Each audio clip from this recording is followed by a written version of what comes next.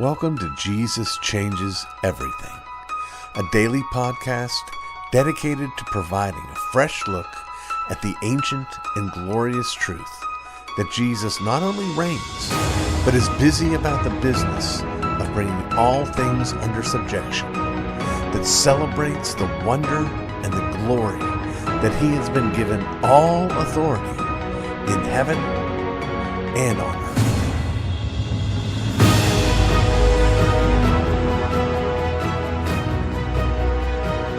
Well, friends, I am so delighted, as I have been in the past, and I hope I will be in the future, to not just welcome another guest, but to welcome a previous guest and a dear friend.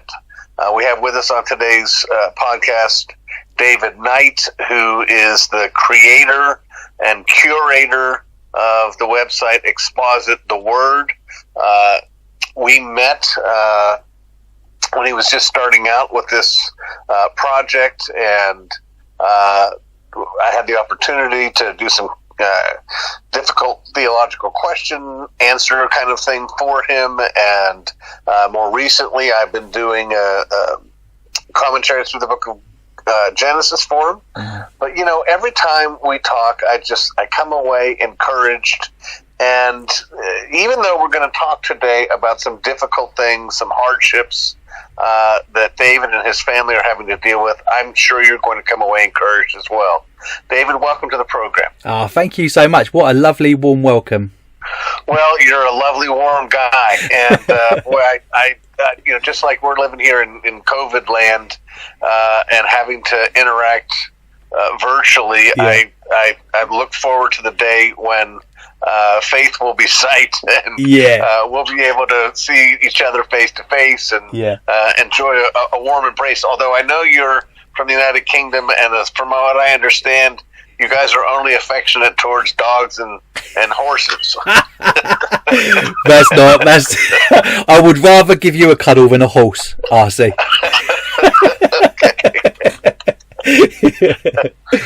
Well, you know, as you know, David, we decided to do this particular conversation in the aftermath of a more private conversation that we were having, when you were explaining to me something that was really, honestly, shocking to me about some things that were going on in the school system where you are, and the decisions that you and your wife have made in light of that. Can you, I mean, it may be too broad of a setup, but can you just give us that story? Yes, I can. I'll do it, but you've got to keep it a secret, brother, because we haven't actually officially told the schools yet. So this is a conversation between me, you, and your listeners, and make sure that this doesn't get back to the UK. All right. So let me explain what happened. So we were having a conversation maybe 2 or 3 weeks before we knew about COVID-19. So our intention was going to be that we were going to prepare ourselves to permanently homeschool our children from September. And what we knew, obviously, at that point was we was going to have a couple of months to be able to get our affairs in order. My wife's a childminder, so at points of the day we have 8 kids here, including ours. So logistically, we just needed to get a few and we've got quite a small house, so we just logistically needed to get a few things in place, which, you know, would buy us a couple of months just to get ourselves organised and understand how we're going to teach our children and learn from people like yourself that have done it before. But then everybody was a homeschooler because all of the schools got closed down. So it pushed us into a situation where we got a dress rehearsal of what life's going to be like. So we've been like everybody else pretty much in the Western world at the moment. We're homeschooling. And that's kind of where we are. Did you want me to speak now as to how we got to that point, or is that a different question? Yeah. I'd love to hear what prompted the desire to look into this or to pursue this approach. Yeah. So we have loosely spoken about it. So we don't actually, from a Christian family point of view, we don't know of any other families that have done this before. So we haven't got any sort of people within our circle that has homeschooled. So it's something that me and Elizabeth, my wife, had spoken about before, and almost dreamt about it, thinking, "Oh, wouldn't that be lovely?" But we wouldn't even know how to start or where to start. And then I went to a Answers in Genesis conference at the beginning of the year, and the guy that manages Answers in Genesis for Europe is a guy called Simon Turpin, and he's actually written a book about homeschooling. He does it with his own children. So although it was, like I said, at that point a dream for us, it wasn't actually something that we was, talking about daily as if it would be something that we were actually going to do. But at the bookstore, I picked up a number of books like I do whenever I'm around Christian books. And one of the books I bought was about homeschooling, and it was only a really short book, but I brought it home and then planned on reading it at some point. And then one evening my wife came downstairs and where I was, she just said, I've just read that book in one sitting, and she said, I really think that we need to have a serious conversation about whether or not we do it. And it was a real sort of breakdown as to what the reality is of school in the UK right now looks like, and a biblical stance on what education should look like, and the roles that as parents we should be playing within our kids' lives. And I've got to be honest, I mean, over the last few years since my boys have been at secondary school, we've had various degrees of shock and horror as to what the reality is for them. Let's I don't, the point, and I love what you've said so far and the way that you've approached it, because this is not simply a reactionary they did something I didn't like and I'll show them kind of response. Instead, you're talking about what would the Bible have to say and what are our responsibilities, and I think that's absolutely the right way to look at it. And boy, I love the fact that your wife sat down, read the book, came down and said, "Hey, we need to talk about this. That just sounds precisely right and very, very healthy." That said, I do want to, we have this picture, David, of, as Americans, we have this picture of the United Kingdom as almost like the culture that we long for here in the United States. That conservative people, Christian people, have a tendency here in the United States to look back at the 1950s as this sort of golden age, and where the Christian church helped to shape culture, and people were well behaved, and to some degree, we look at the United Kingdom and think, well, they're still there. They're just so polite, and they speak so crisply, and we do recognize, of course, that there aren't a lot of evangelicals in the country, but still, it looks like a safe culture to us. But what you're finding is, what's probably not a surprise to you, is that's not really the case. No, I mean, it's a real surprise to hear that that's what you guys perceive it's like over here. It sounds amazing. If you can find a place like that, I'll move there straight away. It's so not like that, to be honest. Put it this way. So from a Christian community point of view, in terms of churches, we go to a church that's a 45-minute drive away from where we live. So we drive past probably 15 churches to get to the church that we go to, and there's a reason for that. It's the nearest church that teaches the gospel.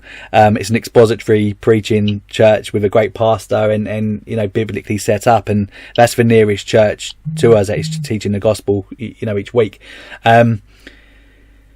There's a huge nominal cultural Christianity here, and that kind of plays out to the rest of society, where there's just a real disinterest in Jesus in the UK, and to the point with and you know what? I'll actually correct that. It's not even a disinterest, RC. It's actually a hostility. Yeah, it's a problem for a lot of people, and to the point where and that's one of the reasons why we wanted to go down the road of having our children homeschooled, because it's at a point where people are proactively pursuing my children for their faith.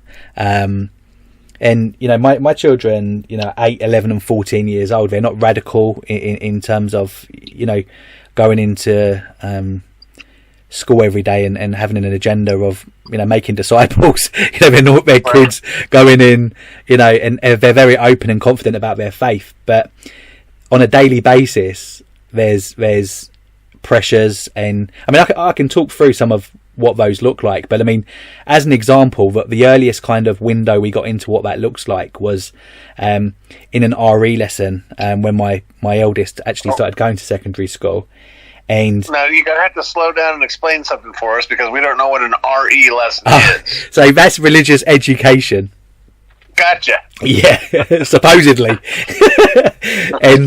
and what they done is they cleared all the tables and chairs out of the way, and they started getting the kids. So the left of the room, east of the room was no, and west of the room was yes. And what they started doing is they was asking these questions, and then asking my son to go and stand with yes or no. And obviously at that age, at year 11, you don't want to be the only kid on one side of a wall, on one side of the classroom. So there's this real sheep mentality. And the sort of questions they were being asked, you know, started off quite soft in terms of, is there a God, and things like that. And then it got to a point with, you know, is the Bible homophobic, and is, you know, how does Jesus exist, and is abortion wrong? And, you know, putting my son in a situation where he's having to go and stand, where, you know, and this is at an age where these kids are having to make friends, you know, a new friend circle. It's a brand new school, and you don't have a teacher in a neutral position. You have a teacher that's very willing to promote their views, which 100% of the feedback I've been given is there isn't a God, and if there is a God, is not very nice, and they push an agenda that's pro-Islam and certainly you know, anti-Christian, and pro, and if it's not pro-Islam, it's pro atheism. Yeah, and that works itself out in some really shocking applications, even in the lives of these kids, as we talked about. Yeah, it's not just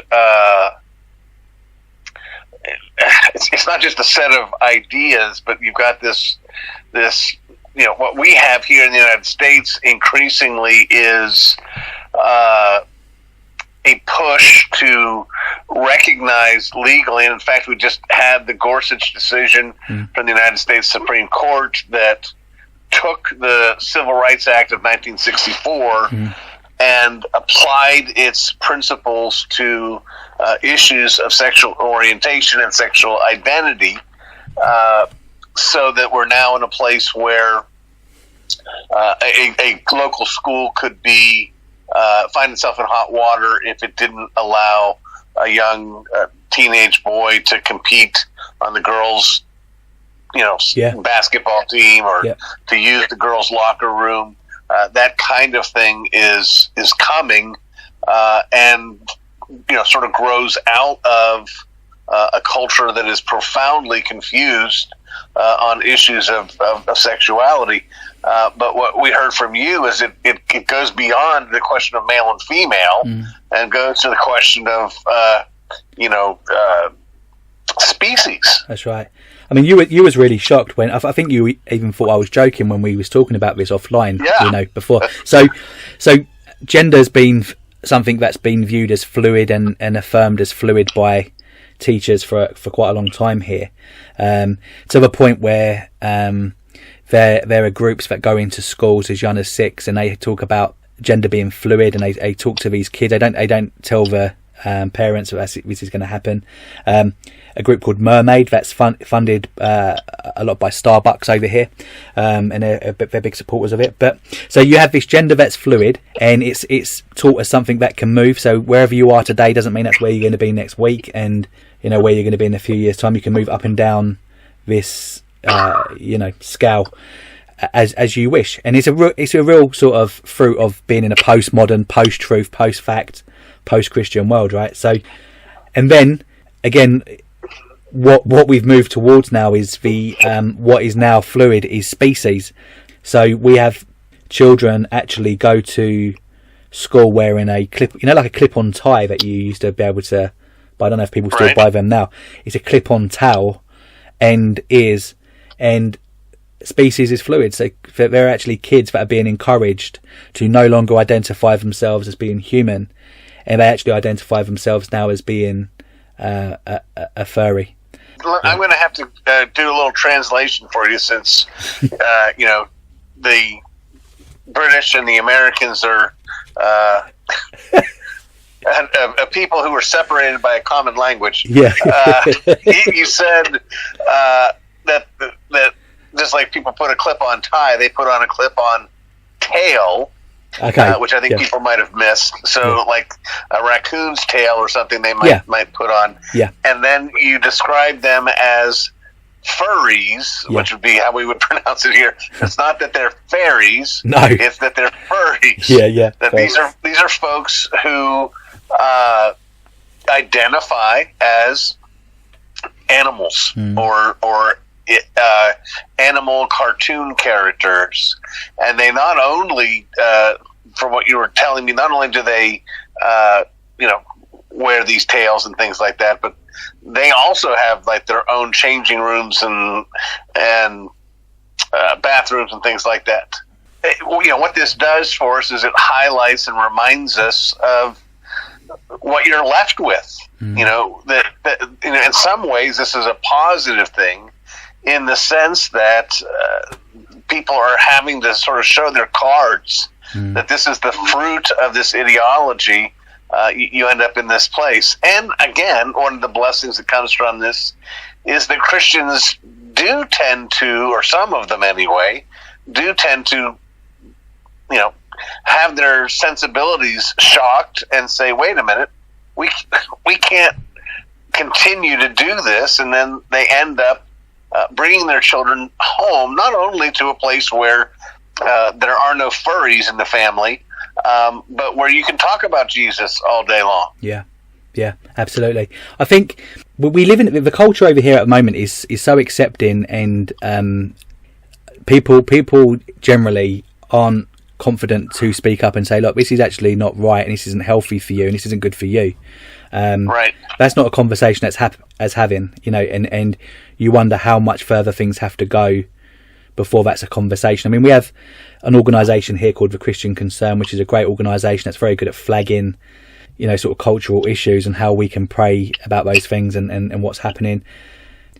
We have a very ecumenical church here, RC, where, headed by the Church of England, that's looking to partner and hold hands with not only other denominations but other faiths, and very, very inclusive. And I don't know if you know there, but even to the point where there's these interfaith days where churches over here are being opened up to Muslims, and there's shared prayer days. And you have Justin Welby, who is the Archbishop here, who is very, very active in pursuing the ecumenical flavour. So the Christian distinctives are being lost. The gospel isn't being taught. I mean, I don't think it's an exaggeration, but if you was to ask most people that would claim to be a Christian in the UK what the gospel is, I mean, Greg Gilbert done a great book about what that looks like in America. 80% of, you're going to get 80 different answers out of 100. It's a very, very similar situation here. It's a watered down, weak, because the Bible isn't being taught and the Bible isn't respected, and we're left with a mess that where we are now. And of course the thing is as well, brother, that as Christians who want to share the gospel and tell people about Jesus, we've struggled enough for people to actually understand that people are actually sinners, right? So actually getting somebody to I see themselves as a sinner needing a saviour is a big enough problem, and getting somebody to accept that when they don't even see themselves as human. And we've just got to wake up and understand how we're going to be able to deal with that situation.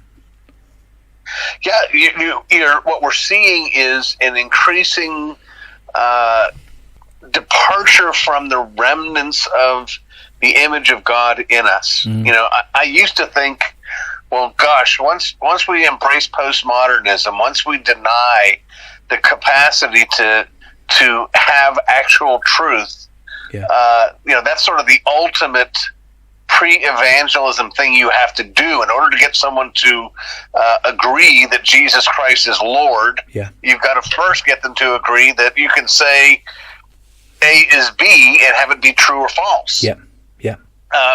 But now we're at a place where you can't even get people to agree that they're people. For pity's sake.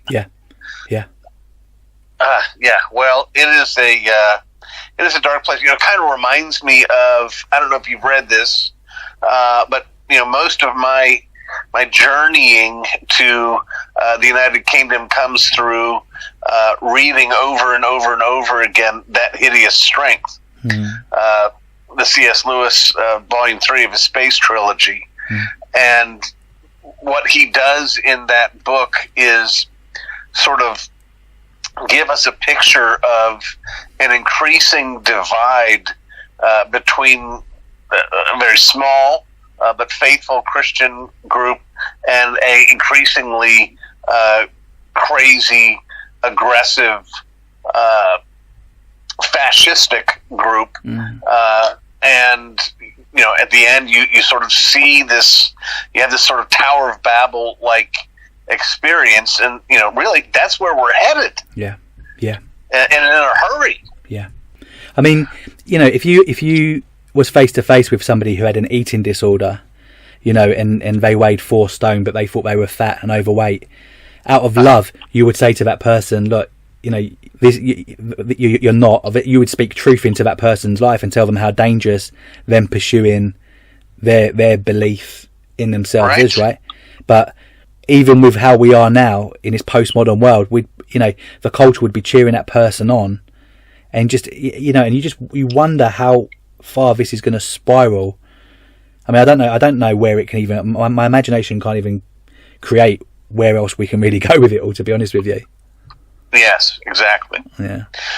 Well, you know, tell me back on your family situation. How are your sons feeling about this plan?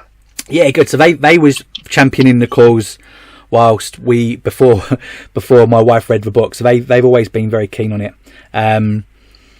But they're just, we all know how, you know, God is sovereign and little things happen that kind of almost plant those mustard seeds for us to gain momentum with the mindset. So my youngest son, we had a youth meeting at our house with a church that we used to go to. We're still connected with a lot of the young people, and they was all around our house. I think there was maybe 10 or 11 people around our house, and towards the end of the meeting they was all just, you know, being really playful, and they was all in the same room as us. And where my youngest son, you know, was the smallest, he ended up, they was having a wrestling match, and just like little boys do, he said that he got hurt, but we didn't hear anything else of it on the actual evening. You know, got on with it, and you know, everything was fine. Almost forgot about it. The next day when I went to pick up my son, Tommy had mentioned it to the teacher, that he got hurt the day before, and the line of questioning from the teacher when they picked me up was straight to, "Oh, do you belong to a church?" Because he had obviously explained it was a Christian gathering, and the question was, "Oh, do you go to church?" And I was like, "Oh yeah." And she goes, "Oh, did you have a meeting last night?" And I was like, "Yeah, we did." And then she was like, "Oh, well, Tommy got hurt there," and just by the line of conversation, I could see straight away where this was going. I was like, "Oh goodness!" Like really a mountain out of a molehill. And but obviously I also understand they've got a duty of care to make sure that there isn't anything bad going on. I completely respect that. But anyway, I explained what the situation was. Tommy came over and you know, explained it all fine. We thought it was the end of it. I come home and told Elizabeth, and we was like, "Oh no, that's really embarrassing," you know, especially as it's over nothing. And then about a month later, my eldest son come home. So, you know, 4 weeks have passed, and he said, "Oh, you know, I got pulled out of PE today." And it was really embarrassing. I was like, why? And he said, oh, and a different teacher came up to him and asked if his mum and dad were Christian. And he said, yeah. And he said, oh, what sort of church do they go to? And Jack was like, oh, I don't, just like a normal Christian church. And then again, this line of questioning obviously still linked to, and the questions all around, our faith and, what kind of damage that can be, being done to, our kids. And it's just those little mustard seeds just help, as a family, us obviously gather momentum as to, this really isn't a healthy place for our kids to, to be going to school and to be being educated, Well, absolutely. That's the work of God helping you, leading you, directing you, and taking you to the right place. Yeah. Well, brother, we're running out of time. I'm very, very grateful, as always, to have you on and look forward to having you on again. In fact, I really want to hear when the time comes about how this process has been going. I mean, I know you've been doing it because of the COVID already, but I look forward to hearing a report. Maybe next time we can have your wife on as well, and have her talk about her experience. Maybe we can have my wife on as well, but that would be a fun time, wouldn't it? That'd be very good. The four of us together talking. That'd be amazing. You'll need subtitles for my wife, because if you can't understand me, RC, you're going to... a translator. All right. Well, brother, thank you for being with us, and God bless you and your family. Thank you so much, brother. See you soon. You've been listening to the Jesus Changes Everything podcast, a production of Dunamis Fellowship, the teaching outreach of Dr. R.C. Sproul Jr. If you've enjoyed this podcast, we encourage you to subscribe, which you can do at all the usual outlets, to tell your friends, and to spread the word. To learn more about the work of Dunamis Fellowship, please visit rcsproulJR.com. And join us next time on Jesus Changes Everything.